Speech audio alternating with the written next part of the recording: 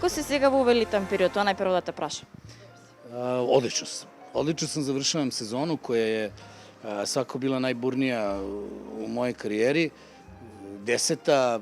prvo zato što nikada nismo ni znali da li ćemo je doživeti, onda smo je dočekali, onda je na pola sam je prekinuo, pa sam je nastavio i nekako malo nas stiže umor, ali to je neki umor zadovoljstva. Radili smo veliki posao, napravili smo veliki korak odlaskom na kabel, to je definitivno počinjanje budućnosti i ja sam malo i uzbuđen onako.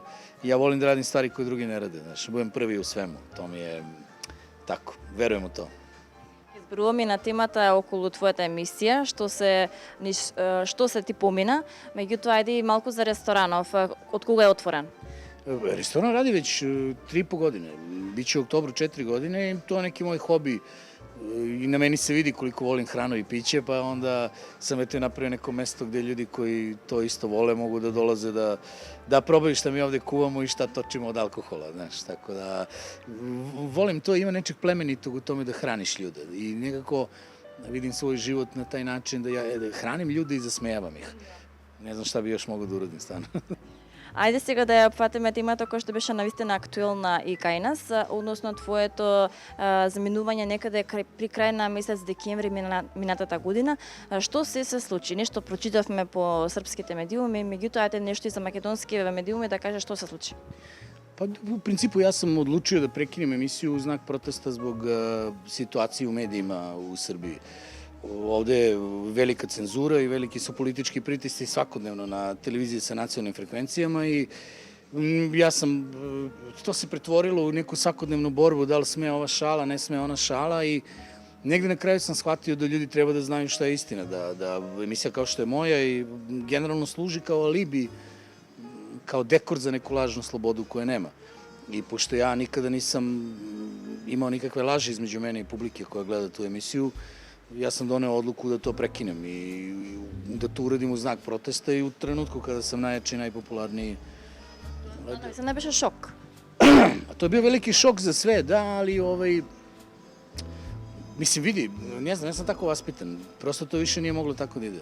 To nije ta emisija i nema smisla da ja prolazim kroz neki pakao da bih rekao neki vic koji će tebe da nasmeje i da onda još to na kraju ima efekt da ti misliš da je sve okej. Ništa nije okej u ovoj zemlji kad su mediji u pitanju i ljudi to treba da znaju. I mislim da većina mojih kolega se krije iza tih dobrih plata i tog nekog statusa koji imaš kao TV zvezda, ne razmišljajući o nekoj široj slici i nemajući ideju da treba toj istoj profesiji koja im je toliko mnogo dala nešto i da vrate. Da je lepo uživati kad si broj 1 u svemu što ti to donosi, ali kad dođu teška vremena, takođe treba da budeš broj 1 u odbrani te profesije kojom se baviš. Tako da za mene je to bio logičan potez. Ok, nije bilo prijatno biti bez posla, na kraju smo dobili tu ponudu, jednu jedinu koju smo dobili. Vrlo zanimljivo, nijedna televizija mi nije ponudila da radim ni vremensku prognozu. Majke mi. Niko. Koja je причината, што мислиш? Pa politika, kao niko ne... Vidite, kažem, ti u Srbiji kad uradiš ovako ono što sam uradio ja, skoro je umro Dejan Pataković, jedan naš humorista, poznati aforističar i karikaturista, koji je 10 godina bio scenarista u mojoj emisiji. I u njegovoj biografiji, u svim medijima, je izostavljena samo moja emisija. A on je najduže u svom životu radio sa mnom. Znači, ti ne smiješ da izgovoriš niti moje ime, niti ime moje emisije na televizijama s nacionalnim frekvencijama i osim u negativnom kontekstu. Ako imaš neku priču koja je loša, koja će me diskreditovati, onda smeš. Ali ne smeš uopšte spominješ da postoji ta emisija i da se bilo šta tamo dešava. Oni čak i kad citiraju nekog mog gosta, oni kažu u jednoj emisiji, Seka Aleksić je rekla to je to, znaš, tako da... Така е времена. Tako je, da. Tako da je to je, mislim, ne možemo mi ovde da kažemo da novinari u Srbiji nisu odgovorni za situaciju u kojoj su se našli, odgovorni su i to debelo.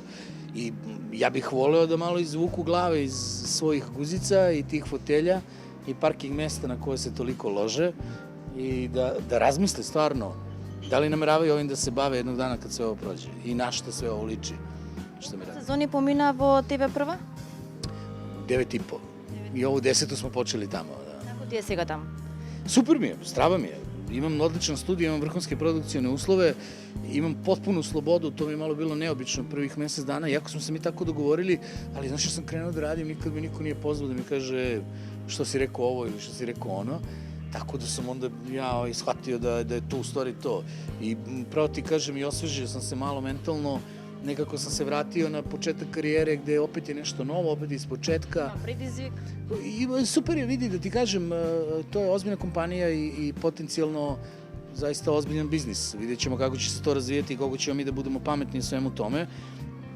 S druge strane imamo državu kao neprijatelja koja je to tako rešila, koja se uključila u kablovski biznis i pokupovala sve što je mogla pokupuje novcem građana, tako da ovde situacija napeta u tom smislu, ali generalno u kreativnom smislu je mnogo lepo i mnogo lako zato što nemam nikakve ograničenja i imam svu slobodu ovog sveta da radim emisiju onako kako ja mislim da treba i negde se to osjeća, dobra energija i stvarno sam srećan, mislim stvari su se završile super po mene. Сега ти си искусен и докажан водител. Јас ќе бидам водителка нели во Надеж. Сега да ми кажеш водителка во Надеж. Сега да ми кажеш кој е оној рецепт, да ми кажеш искуство, како да дојдам јас до Моника Белучи, да дојдам до Луис Фонси, да дојдам до Новак Џоковиќ. Имаш ли ти некоја посебна стратегија? Да ги донесеш нели во своја емисија?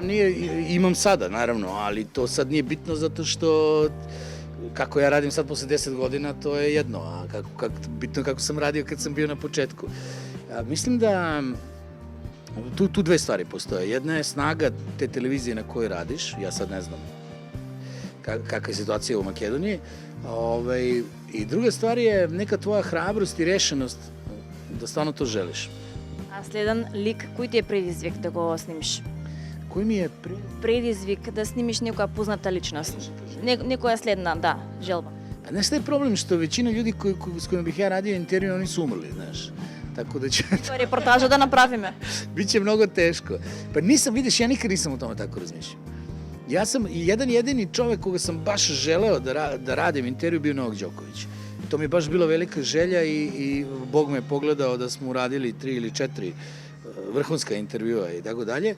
A ovo ostalo je nekako dolazilo, pojavljivalo se, niko nikad nije bio u mojoj emisiji, a da ga ja nisam želeo. Jer ako ga ja ne želim, ne može se pojaviti. To je vrlo jednostavno, znaš. Tako da, svakog od tih gostiju sam želeo i svako je obeležio, ne znam, sam mnogo ponosan što je Aleksandar Berček bio kod mene u emisiji, to mu je jedino pojavljivanje na televiziji u posljednjih 25 godina. Mnogo sam srećan što je bila Milena Dravić, što sam radio sa Gagom Nikolićem. Ne znam, mislim, u ovakvoj karijeri je mnogo teško, šta ti kažem, pio sam kafu sa Stingom, svakako ću da pamtim taj dan dok sam živ, znaš. Иван, многу ти благодарам што одвои време, поразговара со нас, сподели што се случува во твојот живот и се надевам дека, како што кажавме, ќе не дојдеш сега ти во Скопје на гости. Pa, biće mi veliko zadovoljstvo, mogu sad na kraju da ti kažem da ne trebaš zabrinuta, da jako lepo radiš svoj posao i da sve to što sanjaš će ti doći ako budeš bila dovoljno vredna i uporna u tome, a ja ću ti prenesem malo sreće. Nadam se da je to okej. Hvala ti. Hvala tebi.